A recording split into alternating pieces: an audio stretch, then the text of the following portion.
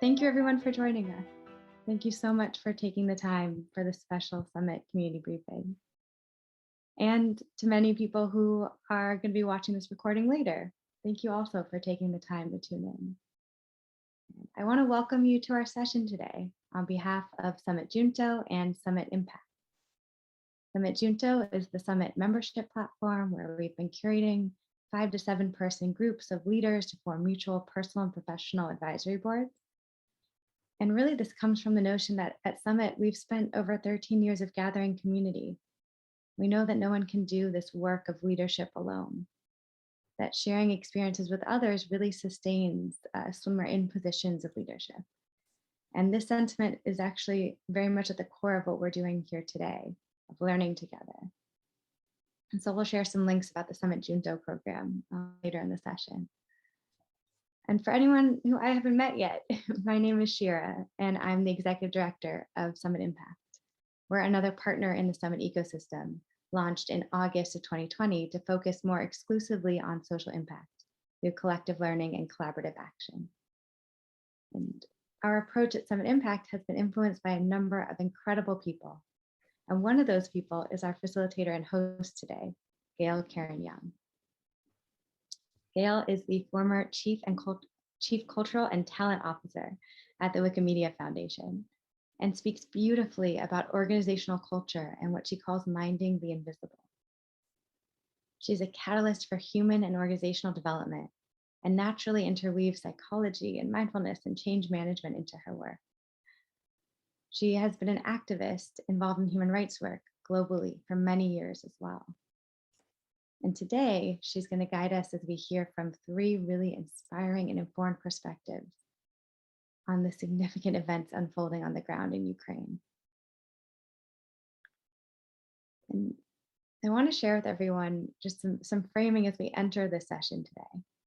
That, about 9 or 10 years ago, I had the benefit of attending a polarities workshop that Gayle was leading. And in it, she shared this beautiful idea of how life is so much about expanding our capacity for complexity. And this really stuck with me and feels so relevant as we engage in any kind of social impact work. We have to expand enough to hold both the heartbreak of the current challenges of global warfare, of lives lost, and the immense power of hope and the resilience of the human spirit. And as I hand the session over to Gayle in a moment, I invite you to take a minute right now to just drop into this event, to see how you might engage in this session as a way of expanding your own capacity for complexity. How might you expand your capacity to hold the dark and the light, the concrete factual knowledge and the emotional response and connection that you have to it? And through this session, we hope you have the opportunity to both see the big picture of what's really happening in the world and also to find your unique place in it all. So you can explore how you want to be tuned in and connected to this global human moment and how you can actually take action with that context. So with that, I'm going to pass it over to Gayle to fully introduce the session and our speakers today. And just again, want to say thank you everyone for joining us. Good morning, good afternoon, good evening, wherever you may be. I think part of engaging with complex things, with the events that impact us as a people, wherever we may be, is to do it in community and to take in multiple perspectives. So to that extent, I'm so delighted to be introducing all of you to Yulia and Srdja and Molly, because they bring both depths of experience with autonomy, autocracies, tyranny. Yulia is Ukrainian, so she has a perspective of being in Ukraine at the moment. Srdja has fought for freedom with dictatorships for literally generations. He's trained generations of activists and can really look at it from a systems perspective. And Molly is a disinformation warfare specialist and has just incredibly cogent and insightful analyses of what this moment means. And I really regularly and integrate and ask questions. So with that, I'm going to turn it over to Yulia to talk about where are you? This war has changed a lot, even in the last few weeks since I've spoken to you, even in 2 weeks. What are you making sense of now? And what should people be paying attention to? And tell us a little bit about who you are too, because I think that's important to know as well. So you're on mute and really want to hear your beautiful voice. Hi. First of all, thank you for giving me this opportunity to speak and to share the story that my people are going through. And I'm happy that I know some people here personally and respect deeply. So, first of all, I'm Ukrainian. I am a volunteer right now. I'm an activist. I worked for Ukrainian government, trying to clean it up from the corruption and to transform it, to make it like more modern state. But today I'm an IDP, internally displaced person, as it's called. I would never believe that that would happen with me in my life. I'm originally from Kyiv, but when on February 24th the war has started in Ukraine, I had to move out of Kyiv because it became quite dangerous after a few days of war. And now I'm in the western part of Ukraine. I'm in the region which is called Zakarpattia. It's a very beautiful region. It's Carpathian Mountains, actually, with the mountains and very friendly people. But even though it's quite far from the war, we all still feel that we are part of what's happening. After I moved out of Kyiv, I started volunteering, helping Ukrainian military with like first needs. We started fundraise for bulletproof vests, for like some other equipment with an international organization, Razom. It's Together for Ukraine. And then I actually took part in a lot of initiatives, and I'm currently helping Ukrainian Air Force with the advocacy and their international campaigns. So kind of seeing this war from very different perspectives. And, you know, we all say that for Ukrainians, it's still the 24th of February. So it's really hard to see the spring. It's really hard to see that the season is changing, because my family, me, after this horrible night when we all woke up like at 4:30 a.m. from the sounds of bombs, it's kind of like frozen our lives from that moment. And I understand that the life is going on, but not for us. We are in a deep dive, and every day is bringing more and more tragedy to our lives. Unfortunately, last week was a nightmare when we understood that even the worst things that we were imagining about the war is still possible on this earth, in this century. We saw deliberate attacks on civilian objects. We saw destroying of the schools, kindergartens, hospitals. We saw rapes and deliberate killings of civilians. We saw tortures. And I just, you know, I could have shown some videos or photos for you, but I just don't want to do that, because I think it's a highly sensitive and stressful thing to see. It took me 2 days just to start watching the pictures from Bucha. But if you have this inner strength, you can Google it, and you will see that unfortunately Russians made war crimes as a method of warfare. So there is nothing that this army is stopping. Like, they're doing the worst things that you can imagine. But at the same time, being a part of a volunteering movement, I see how strong is the spirit of Ukrainian people, of Ukrainian military. I'm talking to the guys on the front line, men and women, and they are super motivated. And all this pain and rage they're putting into the fight. And I think this is one of the reasons why Ukrainian soldiers are staying so strong. All of us, we have friends and family who are fighting, who like, I have two younger brothers who became soldiers. I like without any, unfortunately, any experience, but of course they're going through the trainings. I have family friends who are fighting and also became a part of this territorial defense units. Now we are all like one, you know. The day before yesterday, I visited huge warehouses of the medical supplies, and it was like thousands of square meters full of the everything that you can imagine that hospitals may need, and that was all made by regular people like you and me, who actually fundraised for this medicines. They bought it. So Ukrainian volunteers, they like built a crazy logistics. They're like flying everything from all over the world. And then I met the drivers who were bringing these medicines to the front line in their own cars. So I see horrible things and I see beautiful things. And that happens like 100 times per day.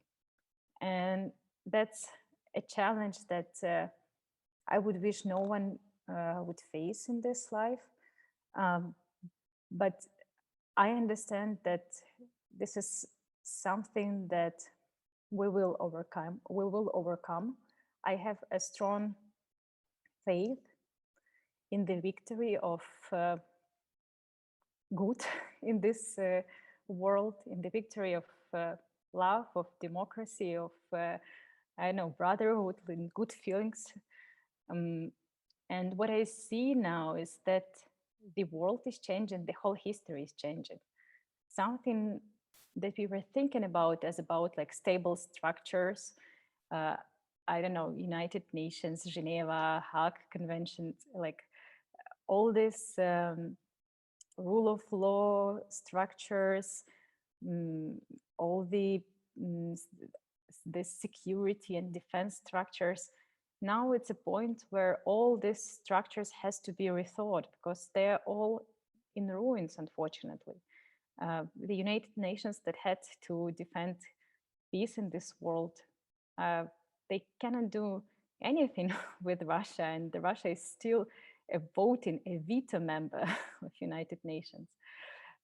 So a lot of organizations are facing the same challenges. So they have to reinvent themselves, or they will just I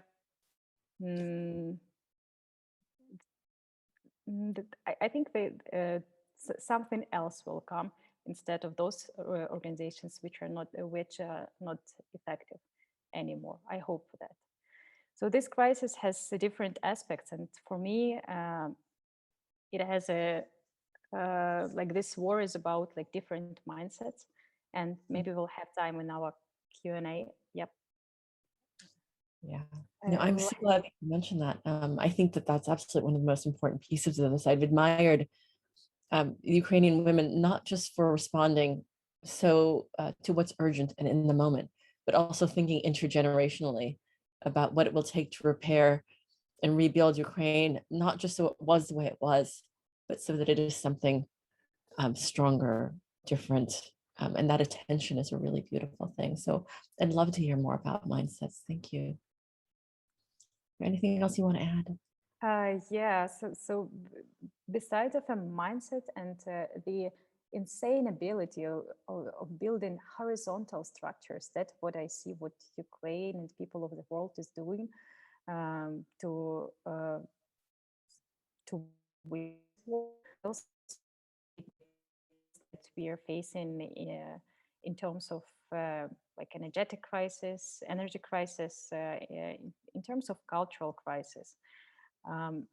And I just want to tell you about a few challenges that Ukraine is facing in this period, besides of war itself. And maybe we can think all together what can be done. So first of all, unfortunately, like I think that's the first thing that I'm trying to say when I'm talking to people, that Ukraine is not getting enough support, not from the regular people. I think regular people, like normal people, are supporting us crazy, and I'm very, very grateful for that. But from the in terms of politicians, so we are not getting enough weaponries.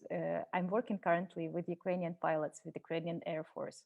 So that is the unit of the Ukrainian military that actually didn't get any from what they were asking, nor the fighter jets, not the ground air defense systems. Another thing and another challenge that we are facing, that these are businesses that are still working in Russia. There are a lot of businesses, international businesses, that are still staying in Russia and paying taxes in Russia. And of course, the big crisis and the big challenge is the gas and oil embargo. And I think that's something that all of you are facing, and that's and I understand how complicated it is to see that your regular life is changing and the prices are going up for your everyday services.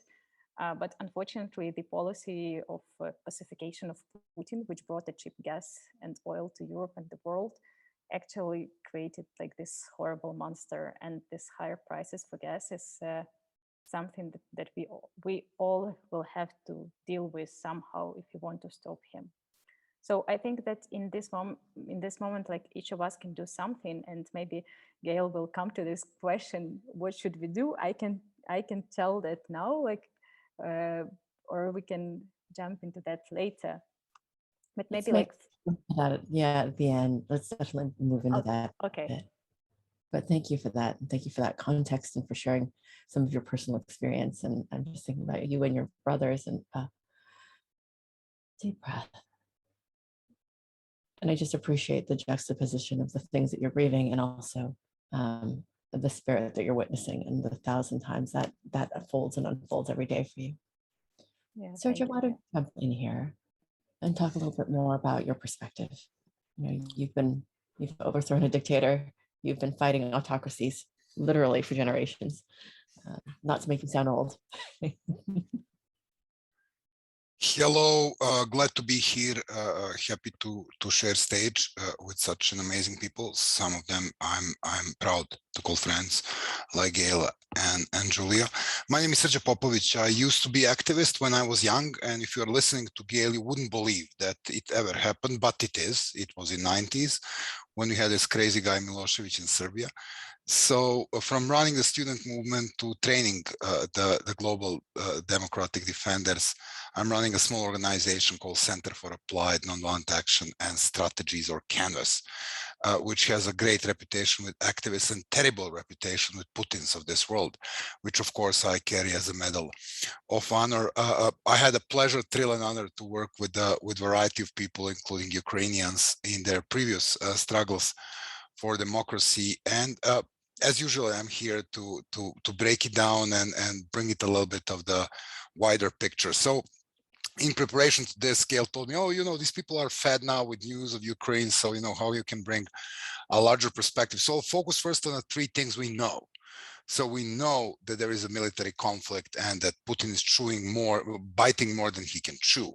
And we are looking at a tremendous defense from highly underpowered Ukrainian military forces, which need absolutely more support, as Julia stated, just to make this clear at the beginning.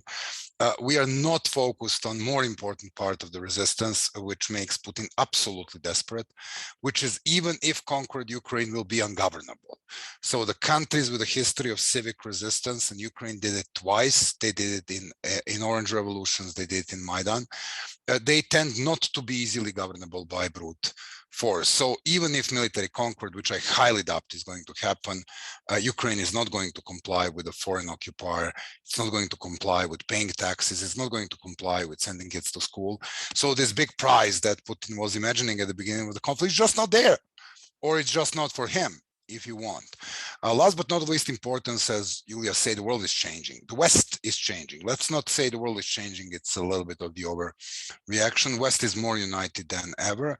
Putin succeeded in almost everything he wanted to prevent. More NATO on his borders, more united NATO, stronger European Union, and reinvention of something that Kremlin propaganda did so well in diminishing, the very idea of democracy and dictatorship, and the fact that dictatorship somehow become the new normal. So, immediately we are in a bad with the people who are, cutting Jamal Khashoggi to pieces only because they sit on the oil. And that becomes normal for US administration, German administration, all this kind of stuff.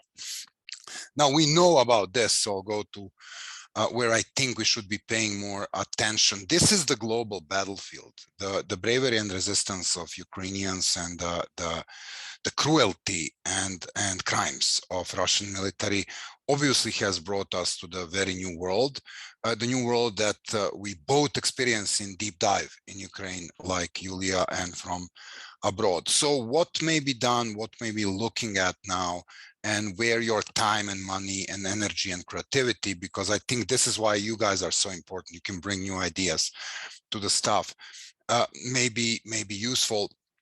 First of all, it's a global struggle now. So yes, there is a bulk of global people who are really seeing this war as a wake-up call for democracy, and also wake-up call for oil. So this is important. So we not only that we're witnessing people who are supporting Ukraine, not only that we're witnessing people who want to bring Russia to the account of this.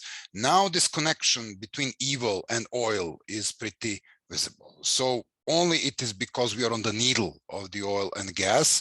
We are actually in a bad with the bad guys, and having people like exiled Russian activists marching together with people from Fridays for Future, the global environmental movement. This is where we should be looking, because this is the generation, 2 generations younger than Gayle and me, if we consider are us ancient. So if these young people understand that there is a democracy and that there is a climate change, and then these two are somehow connected, then we are on a very good spot. We are seeing a lot of this in West. We are not seeing the seizing of this movement in other dictatorships. For 10 years, the world was backsliding. Now more than half of the world population live in dictatorship. Will that be wake-up call for people from Burma to understand that now they can challenge their guy, because this big guy who was considered the father of the dictatorships and illiberal democracies is actually losing, and he's naked. And what authoritarians cannot afford is to be seen as weak. So now taking a look into this and how this will be from global perspective, and the conversations Gayle and I will have in Oslo. We're going to meet a lot of these people who are really fighting on the battlefront of democracy, is really important. Third, in 20 years of doing job of democracy promotion, I figure out that the strongest power against the dictatorship is the population of the country in which dictatorship occurs. So yes, we may be looking at the Levada polls and figuring out that 75% of Russians in Russia are supporting invasion. But we also want to take a look at the 20,000 people who are already arrested because they didn't support the invasion and took the risk of protesting. We may be looking at the Russian diaspora, which now mobilizes around a very creative idea of alternative flag, like removing bloody red from Russian flag, and now we have the new flag, and this can become the rallying point. So what's happening there? Can we work with part of this population that values human rights and democracy and peace above whatever their government want to tell them. From my experience, this is where the real seeds of change lie in many of these countries. And taking a look into the power of the population and taking government accountable really matters far more than looking into the conspiracy theory of a possible palace coup and things of that kinds. I don't want to dismiss this, but this is where I would be looking at mobilization of the population. And then what we can do, as Yulia said, I don't have an aircraft to send it to Ukraine, but I'm catching myself one of these companies that didn't divest from the Ukraine. I took my kid to Subway the other day. Oh, I'm financing the war in Ukraine. Now, mapping the enablers, and that doesn't mean only the high visibility evil former politicians who sold their soul, as a former chancellor of Germany, Gerhard Schröder. I mean, he's a high value target, but everybody knows about it. It's like, so, but naming and shaming those who don't want to divest, because this is how the struggle against apartheid was won in South Africa. It was won by the students that wanted their faculties, including Oxford and Cambridge, divest from the large British bank. That was the important part of the apartheid. So this is what you can do. This is where you can look. This is what you can map.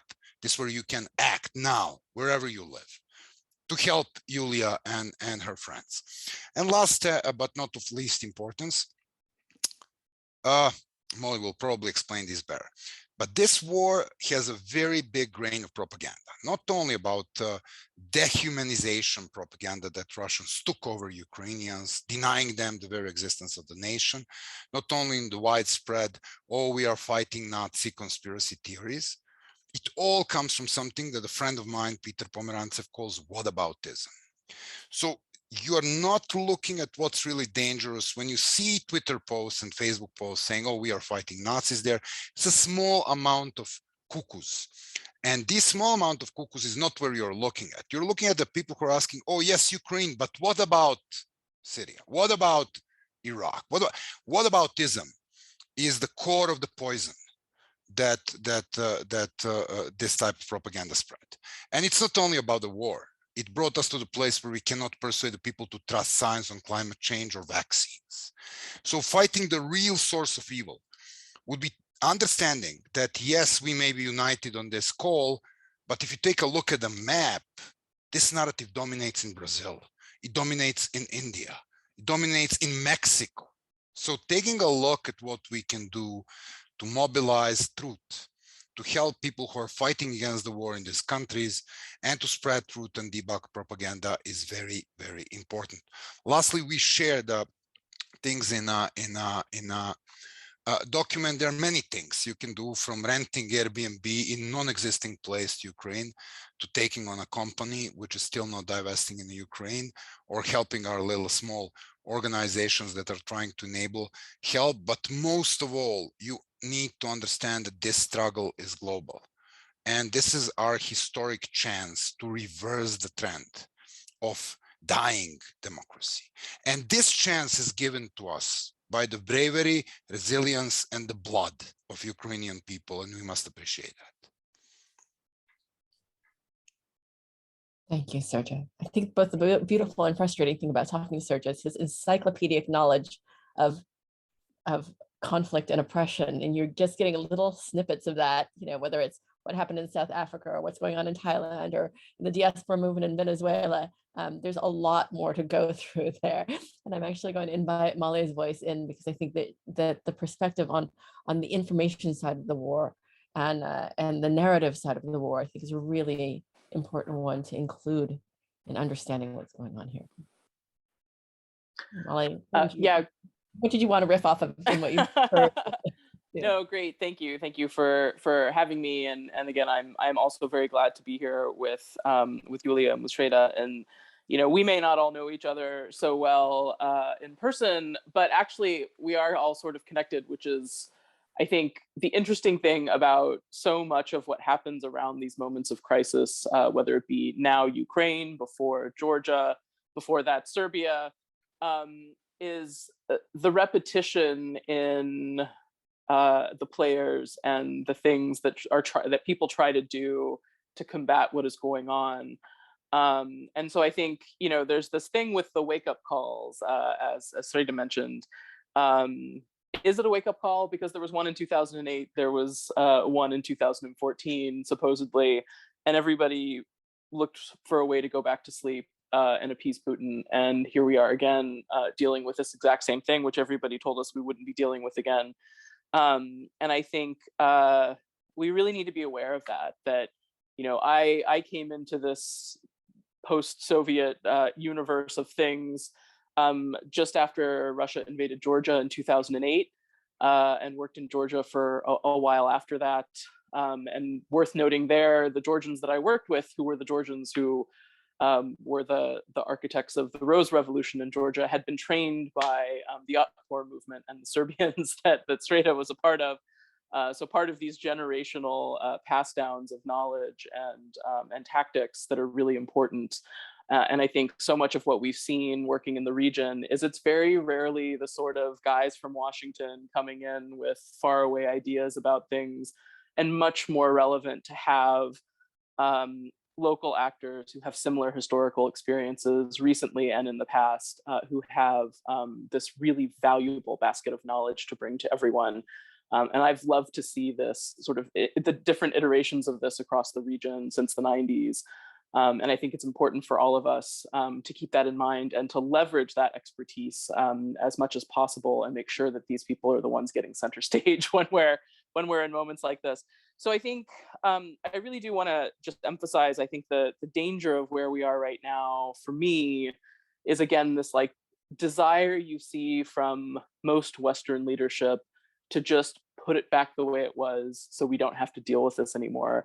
And I think both of the previous speakers are exactly right that we're at this critical pivot point in history where the potential for a different future where we can stop going through these cycles of violence with Russia is there, and it has been bought for us by Ukrainians and Ukrainian lives and Ukrainian blood. And I think the increased pressure that they will be under to stop fighting and to make some terrible peace with Putin, because we don't want to deal with it anymore, is something we really need to face up to. Because the truth is, and none of us like having this conversation with ourselves, that some wars need to be fought and some wars need to be won, and the war in Ukraine is one of those.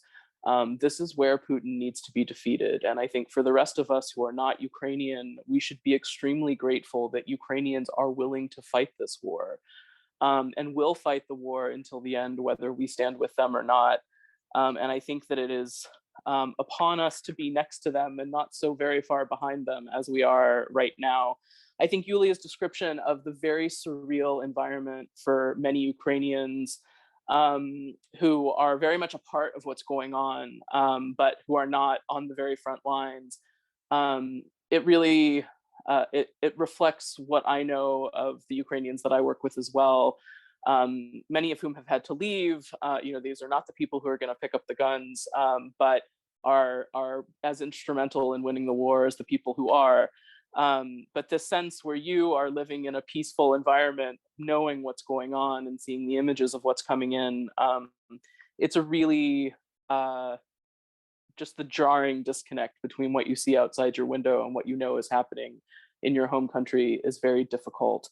And I think that remembering that is important because, we talked about, I think everybody here has probably seen some of the coverage of the information wars that are happening around Ukraine, the Russian attempts to demonize Ukrainians, to say they're all Nazis, to say this is all about whatever. And I think there's some awareness of that. And I think there's also awareness that this is not true.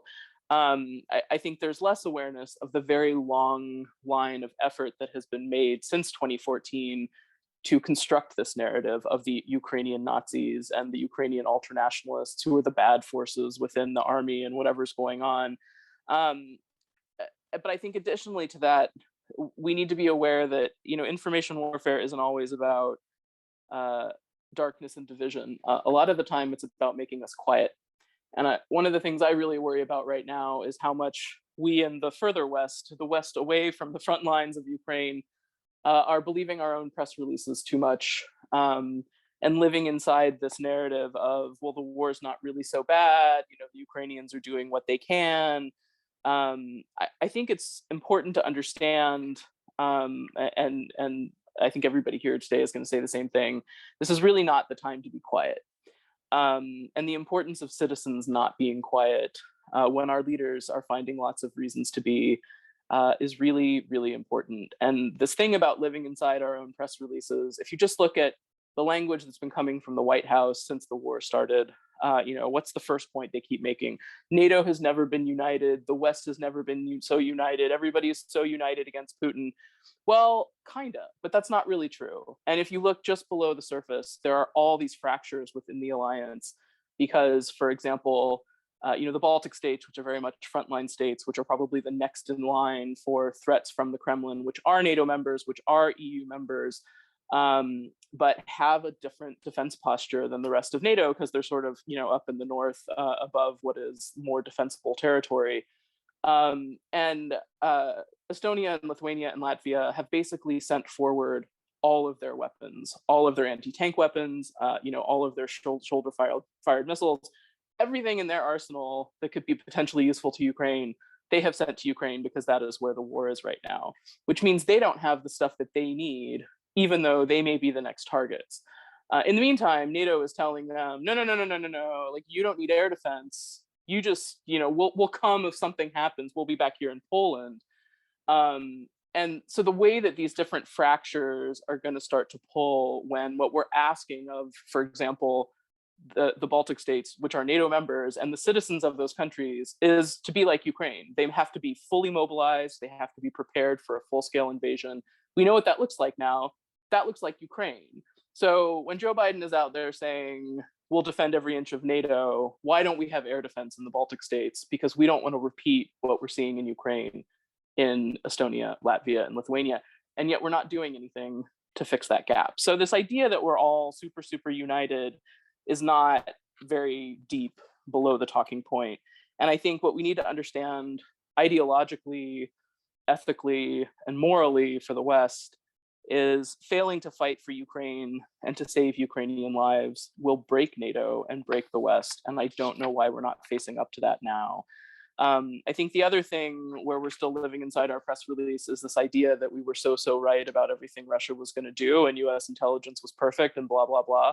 I mean, we weren't right about Russia and its strength, and we weren't right about Ukraine and how strong it is and its will to fight. So I really think we need to reevaluate where we are with all this stuff, because our mindset on Russia and what we need to do about Russia is still completely wrong. And where that leaves us is for people who have been following this longer and who have watched the Ukraine war since the beginning in 2014, as Yulia has been involved since the early days of Maidan,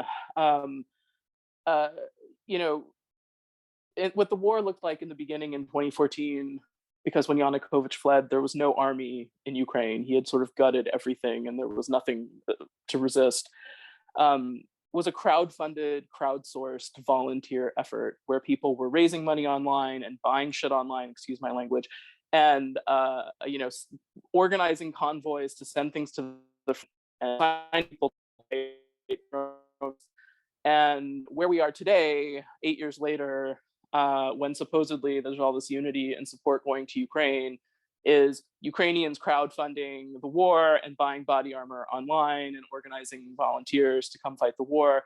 And every Ukrainian possible mobilizing in a personal way, whether it be in the army, in the territorial defense units, as a civilian, as a volunteer in other ways. But the texture of this, which is kind of still, you need to figure it out on your own, is still there. And I think that is the most heartbreaking and crushing thing, is this question of sort of where are we right now? When the expectation is for Ukraine to keep fighting so that Putin will fail, but we're not doing enough to help Ukraine win that war. So I think, you know, I still think one of the most important history books that none of us really read, but is Tim Snyder's Bloodlands, which is this very important book about the the mass scale human atrocity that was happening in Europe in the 20th century. And I think the most important thing his book did that had not been done in previous books in this period was connect Stalin and Hitler as two halves of the same whole. And in many ways, Hitler learned from Stalin about mass atrocities and mass killing. In Western history, because of our history from World War II, that the Soviets were part of the alliance that defeated Hitler eventually after, working with him at the beginning, we kind of leave that history out. And understanding the history of what Stalin was doing to, for example, starve Ukrainians in the 1930s, and millions of Ukrainians died. My point being, this is the history Putin is pointing to constantly. The greatness of Russia comes from things like revitalizing Stalin's legacy.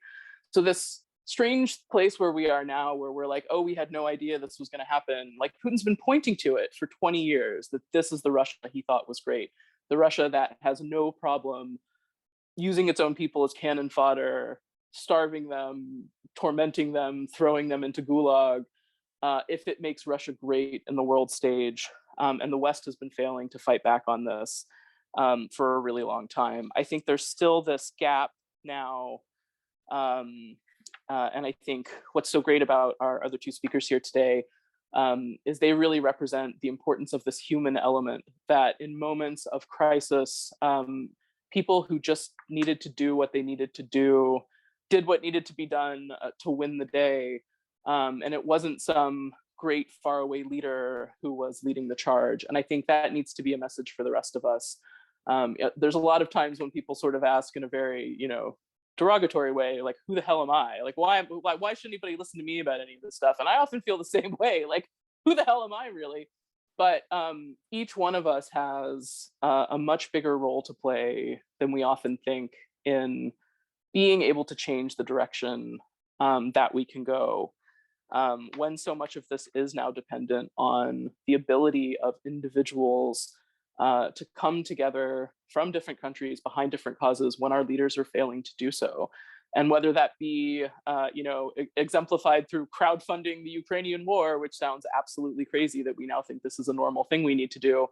But I think we do all need to realize in this new strange era, the role of individuals as citizens in their own countries, but as citizens in a much bigger thing, which I think Srdja and Yulia have really talked to as well. So I will shut up there so that there is lots of time for questions and for more discussion. But I will just repeat again, it's not a comfortable topic and we don't like to think about it, but some wars need to be fought and some wars need to be won. And I really think Ukraine is the battle for the future. And every Western leader who says this and who is not backing it up with actions needs to be called out for that. Well, you're in Estonia right now, right? I just got back from Estonia and Lithuania, so I'm back in Washington now. Yeah. I do think these perspectives from people who are, have experience in the Baltic states, it's a very different one. I learning much more about this conflict made me realize that how much my knowledge even of World War II was all about the Western Front and not very much about the Eastern Front and the gaps in my own history. So I think your perspectives are so important. Srdja, Yulia, as you've listened to Molly or listened to each other, what more would you add? What layers, what responses, what more would you emphasize? And then I'll keep an eye on questions in the chat as well. When I was listening to Srdja and Molly, I was like, oh my God, they're saying everything that I'm thinking about and putting it in the better words that I would put myself. So I really appreciate all that you guys are doing. And I know each of you is doing a lot. And it really strikes me a lot, understanding that it's not only Ukrainians fight, but it's a global fight. And having such a great people by my side, by our side, it's a big deal. Yeah, so I'm super great. I think to Molly's point too is that these things are hard to look at, not just emotionally, but also intellectually understand. And we as human beings have a hard time just even cognitively looking at hard things. And I think we need to do it in community. This is part of why we wanted to host it with the Summit community, but I think we also need to have it named and then make sense of it together. Like Molly, the things you said, and I learn every time I hear from you or listen to you, but how do we make sense of what's hard to make sense of? Because our narratives are strong and they're the things that we want to be. I want to believe that the plucky Ukrainians are just going to wipe them out in the classic David and Goliath myth, and that we can just cheer them on. And I know that's not true, So there's partial truth in that. This Trojan strength of the Ukrainians, absolutely. But how do we collectively make more sense of this? Srdja, is there anything else you'd like to add as well? Well, I mean, it's like I will just go back to the point, and the thing that Yulia said, and also thing that Gayle said, reflects something Molly really outlined well. And this is like, on one hand, this is all overwhelming, this is so big, but it's like, the philosophy of Canvas is mostly that you want to think big, but you want to start small. So if you don't want to feel overwhelmed about it after this meeting is over, you can go through the links and see what you like. And, there is a little guide I shared and things of that kind. And once again, you can donate $5 and feel well. But there were other thing about, it's like if you spend 5 minutes in your day next week thinking how I can help Ukraine, and then pick one organization that you want to support, whether you are constantly retweeting whatever they're tweeting, or you're donating 25 cents to them and mobilizing people to donate. Whether you're doing something very creative, we see the Big Gaming Collective raising 150 million bucks by doing a fundraising by playing a games. Come on, you guys are creative. So you can do things like this, and they matter. And they're not only mattering to those who will receive this money, they're mattering to thousands of kids that may have not heard about the war in Ukraine, but by playing a games, they were actually contributing in the war. It's like, this is amazing way to get people involved into stopping this war. And this is amazing way that creativity enable you. And of course, being evil as I am, I'm always thinking about targeting stuff. And unlike Molly, who thinks very hierarchically and democratically and thinking how we can pressure our leaders to do more, I want to see how we can pressure the people who value profit over lives. And I'm more looking into companies. So pick one company that is still in Russia and tell to yourself, I'm not going to buy here, and I'm going to persuade 5 people not to buy here. And you will feel better every day. You will feel, but trust me, I tried it. You will feel better every day. Srdja works a lot with metaphors of hobbits in life. Go ahead, Yulia. I completely agree with Srdja that it's really, it can sound complicated, but we are all doing here like crazy stuff, and I would never believe that I would help to that I would be helping Ukrainian Air Force. I would be like putting together the list of weaponry that Ukrainian Air Force needs, or like I don't know, fundraising and bringing medicines to the front line, like all this stuff. It's really hard to imagine, but at the same time, we desperately need people through all over the world doing their job. Like, as Molly said, it's about not being quiet. And for me, it's so strong. Like, do not be quiet. And I would call it like, be political. Just be brave and be political. Just you are voters.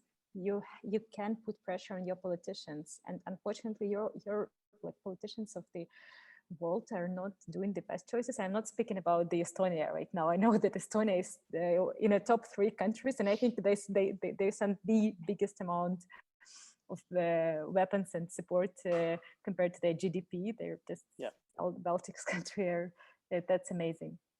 But I mean those who like I'm in US right now. I'm in Germany right now. Those who are the most influential and those who have enough resources to support, like putting pressure on them as citizens is super important. And being a conscious consumer, as Srdja saying, like, eating your chocolate Ritter Sport and knowing that they don't want to close their business in Russia because it brings too much profit to them and they don't want to lose it.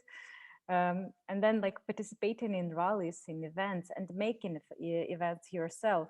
I think spreading this information, even through like video calls, like with your family, friends, or spreading Ukrainian culture, painters, music, films, just go on Netflix and watch something about Ukraine. That would be like a big thing already, because that's all and much needed. And at the same time, like, try not to support Russian culture, because that's a big thing for a Russian government and Russian regime. They're using culture as weapons. That's what they're saying, that they will, like, first thing they will do when they will come in Ukraine, they will change like school programs, and they wanted to diminish the identity. And unfortunately, the Russian culture is one of the instruments that is being used. Just go there and support this protest, support refugees. Ukrainian people are looking for job all over the world, even though most of us, like more than 80%, want to come back home as soon as it's possible. But there are still a lot of people who are trying to find jobs, and maybe talking about conscious consumerism, like try to buy those products that may be made in Ukraine or by Ukrainian designers or whatever. Just make it an interesting journey for yourself. We have a fantastic fashion designers, very interesting artists, so you can follow them and maybe something will be interesting for you. So there are a lot of steps that can be made on an everyday basis, and they're still strong, meaningful, powerful, and huge, and they are changing the narrative, they're changing the agenda. That narrative change, I think, is a big thing. I've got a question from Teja, a couple pieces. Maybe we can get one question in before we turn it to Shiro to close. About why is Russian continuing when it seems like they're not making their military objectives? How is this core, I'd say, to preventing escalation or further invasions? Now we addressed that a little bit, and I'm wondering, Molly, this might be in your bailiwick, as somebody who's looked at Russian disinformation for a while. I think the important thing to understand is what Srdja also raised, is that, I mean, yes, if you're looking at ground game, Ukraine is obviously kicking Russia's butt in the physical conflict. Yes, there are things where the unity and sanctions are wonderful, but if you're looking at what are Russia's strategic objectives, be above the war in Ukraine, beyond the war in Ukraine, before and after the war in Ukraine, they aren't losing those. They are weakening the West. They are creating division in NATO. They are creating doubt. They are creating space for authoritarianism. And so I think this, what do they hope to get out of it? They're very good at, even though they are clearly losing the war in Ukraine, if they are looking at reality and not whatever internal propaganda they're following, they're very good at pivoting that into whatever story they want to tell next. And we'll be looking to wrap this into some sort of victory they get out of a negotiation, some new territory, something they can say was the point of all of this death. But basically, they will be looking for the West, Washington in particular, and Germany secondarily, to hand them something that is a victory for them, which they can. That's the biggest thing that Moscow can get, is the West once again negotiating away Ukrainian sacrifice, Ukrainian futures, which we don't think of it that way. Certainly the Biden White House doesn't think of it that way when they're doing this stuff, but it is in fact often what they are doing. And I think in this case, this is not the Georgian War. It is not the 2014 annexation of Crimea and beginning of fighting in Eastern Ukraine. You cannot look at the scale of sacrifice in Ukraine. And I don't just mean the people who have died, but the day after February 24th, there was no normal left for any Ukrainian. There's no one going to a cafe and like hanging around and texting their friends. Every family is disrupted. Every family has someone fighting. Every family has been torn apart, is trying to figure out where to get to, who has left, who is staying, how do you make those decisions? Can you move just further to the west? Do you have to leave and go to Poland or Romania or somewhere else? There is no normal for the 40 million plus Ukrainians who have been fighting Putin already for 8 years. And I don't think we acknowledge enough what that means, that we are asking when we say things like in the State of the Union, woo, our sanctions are so great, but a lot of pain is coming for them being the Ukrainians. We don't really acknowledge what we're asking, and we owe it to ourselves, if we feel comfortable with what the situation is, to look at all the videos of the massacres and the atrocities, to listen to the stories of the little kids who have had to leave, to listen to the stories of the moms. Like, one of the groups of I have a longtime researcher who's worked for me who's from Odessa. We obviously had to get her out because of her association with me, which would not be great if the Russians came and she was there. She's now in Estonia. She's doing all this work for Ukraine from there. Her father, who's above the mobilization age, has volunteered in the territorial defense units despite being 63, because he's like, nope, I'm going to fight anyway. Her mom refuses to leave because he's there. Her family from Kharkiv couldn't get out for the first 2 weeks of bombing, then finally got out. They're in the West trying to figure out what to do. And a group of the people, of her friends from Kharkiv, who have little kids left, and they all left and they made it out to Romania. And what they're talking about right now is how many of them should stay with this group of kids. It's like 10 women and their kids. And how many of those 10 women are going to leave their kids with how many of who will stay and go back and fight. This is what Ukrainians are facing every day. And it's not just the guys who are, shooting things and blowing up tanks with RPGs, which is way more fun than being the woman in Romania trying to decide if you're going to leave your kid and go back and fight because somebody needs to fight for Ukraine. We all owe it to ourselves to do more. And however you can do that, if it's raising money, if it's being loud, if it's writing to politicians, as much as I hate the writing to politicians thing most of the time, I think it's a really important time to do that right now, because everybody feels too comfortable that they've done enough, and that Ukraine is now managing the situation. And that is not a fair thing to say to Ukrainians when they still have no normal, and when we are still expecting them to sacrifice their lives so that we don't have to challenge Putin ourselves. So I'm not sure that answers the original question, but I think we owe it to ourselves to have this bigger perspective of what is being demanded of Ukrainians, because we've been asking this of them for some time now. It's just worse than it has been in the last 8 years, but we've been asking this of them for 8 years already. And Putin has played quite a role, not just against Ukraine, but against a significant number of American democracies in the West. I mean, Sergio was laying out in another briefing call that we did, just like this election, we are going to be seeing the ripples of this in our own governments and systems. So it is about Ukraine, but it's also about far beyond Ukraine. I'm going to turn this over to Shira to close, because we're just a wee bit over, but I think all that was so necessary, and I'm so grateful. And I hope we see you in Oslo. See, Shira.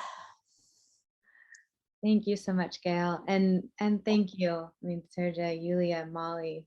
I agree. I know we're a little bit over, so I'll close this out. But really, I think that what a gift to hear from you directly. What an incredible gift that you provide us with today. And I know that there are many people who've been messaging, and I know that a lot of us are sitting here feeling so moved and so well positioned now to take more action, to be more involved, to see ourselves as just intricately connected in these weeks ahead to everything that's happening. And so with that in mind, I want to point out a few things that we're going to do next. And as Molly shared, we're at this critical point in history where the potential for ending the cycle of violence with Russia is here, and it's being fought for us by Ukrainians with courage and with blood and with everything they have. Right, so if we're going to continue to move forward together, we have a few ways that we want to actually leverage this aspect of community to do that. So one is we have an action guide. We've dropped the links in the chat.